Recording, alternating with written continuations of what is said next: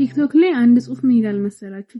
እልፍ ወዳቂ በሞላበት ዓለም ለሞካሪ የሚዜም እሹሩሩ የለም ይላል። ወደ ግጥም ልወስዳችሁ ሳይሆን ከስዕል ጋር አንድ ሐሳብ ስለመጣልኝ ነው ሼር ላረጋችሁ የፈለኩት።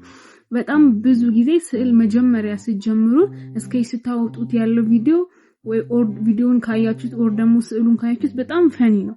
ምናልባት አሁን ላይ ከሞካሪነት አልፋችሁ ሌላ ፓዝ ላይ ከሆናችሁ ድሮ የጀመራችሁት ስዕል ትንሽ ፈን ሊያደርግ ይችላል እና ያንን ቪዲዮ ለሰዎች ወይ ፎቶውን የሳላችሁት ለሰዎች ታሳዩ ጀስት ጥሩ ኮሜንት ላይ ሰጣችሁ ይችላል። ሀሳቡን እንደሚነግራችሁ ሪያሊቲ እኔ ነኝ እና ይሄ ማለት ለሞካሪ የሚዜም እሹሩሩ የለም። እሹሩሩ ማለት የለም።